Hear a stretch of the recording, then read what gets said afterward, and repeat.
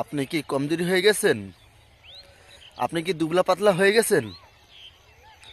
আপনি আপনার স্ত্রীর সঙ্গে বেশিক্ষণ মিলন করতে পারছেন না? আপনি আপনার স্ত্রীর কাছে লজ্জিত? আপনি আপনার স্ত্রীর কাছে পরাজিত হয়ে গেছেন?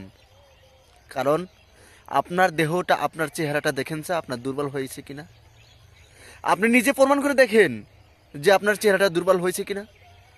আপনি নিজে দেখেন তো যে আপনি কাজগুলো করছেন, কাজগুলো ঠিক হচ্ছে কিনা।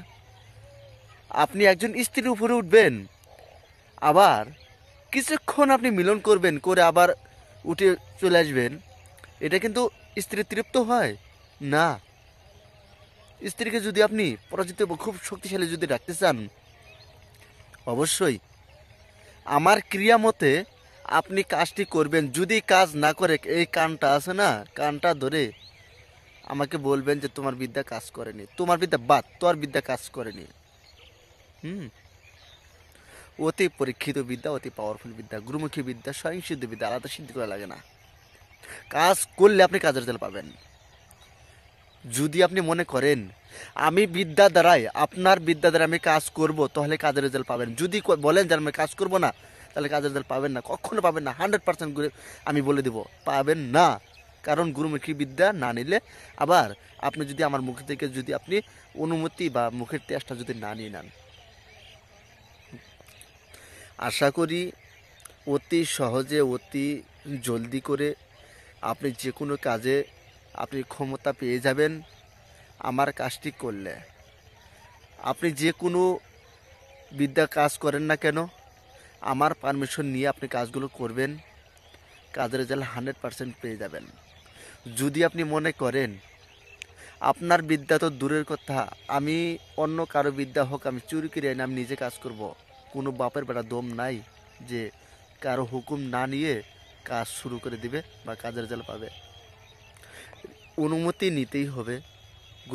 গুরুমুখী বিদ্যা, এগুলো বিদ্যা অনুমতি না নিলে কাজ করবেন না।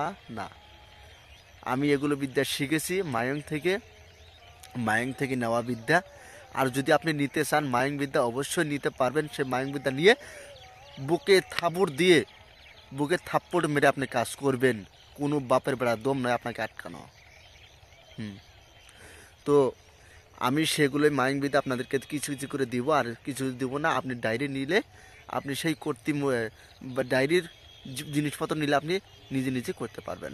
তো চলুন, আপনি কি করবেন আমি সেই জিনিসটা আগে সর্বপ্রথম আপনাদেরকে দেখে দিব, তারপর আমি পরে বলবো। তো স্ক্রিনে আপনি যে গাছটি দেখতে পারলেন, এই গাছটা আপনি এক নিঃশ্বাসে শনিবারের দিন সকালে বাম হাত দিয়ে উপরে তুলবেন। শনিবারের দিন এক নিঃশ্বাসে বাম হাত দিয়ে উপরে তুলবেন, আর 3টি মন্ত্র বলে ক্রিং রিং হুং, ক্রিং রিং হুং, ক্রিং রিং হুং, ক্রিং রিং হুং, এই 3টি কথা শুধু 3বার বলবেন। গাছে একবার টোকা, আবার বলবেন আবার টোকা, আবার বলবেন আবার টোকা, 3বার বললেন, 3টে টোকা হয়ে গেল। এক নিঃশ্বাসে বাম হাত দিয়ে উপরে তুলেন।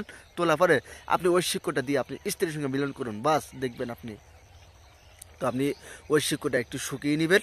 শনিবারের দিন সারা দিন আপনি শুকাবেন, শুকিয়ে তারপরে আপনি ওই শিকড়টা একটু মুখে নেবেন, মুখে নিয়ে আপনি স্ত্রীর সঙ্গে মিলন করেন। দেখবেন আমার গুরুমুখী বিদ্যা কাজ বিফলে যাবে না, বিফলে না যাওয়ার ক্ষমতা এসে যাবে। হ্যাঁ, করুন, ঠিক আছে। আশা করি অতি জলদি করে সকলেই কাজের রেজাল্ট নিতে পারবেন, আর কাজ করার জন্য চেষ্টা করবেন। যদি আপনার বীর্যটা বেশি আটকে যায়, আপনার কিন্তু হাসপাতালে যেতে হবে, আবার নয়তো কাটান মন্ত্র আছে। যদি আমার কাছ থেকে কাটান মন্ত্র নিতে পারেন, তাহলে হাসপাতালে যেতে হবে না, কাটান মন্ত্র দিয়ে কাটতে পারবেন। যদি আপনি আমার কাছে কাটান মন্ত্র না নেন, তাহলে আপনার হাসপাতাল। যাই হোক, আমি খুব পাওয়ারফুল বিদ্যা দিয়ে দিলাম আপনাদেরকে, আপনি কাজগুলো করুন, গুরুমুখী বিদ্যা হবে। আর রাজমোহনী আংটি, চন্ডালা হাট, ডায়েরি, এগুলো যদি না নেন, আপনার কাছে এলোমেলো হবেই, আমাকে কিন্তু দায়ী দিতে পারবেন না। যদি আমার কাছ থেকে নিতে পারেন, তাহলে আপনি নিয়ে কাজগুলো করবেন। আশা করি সকলে ভালো থাকবেন, সুস্থ থাকবেন।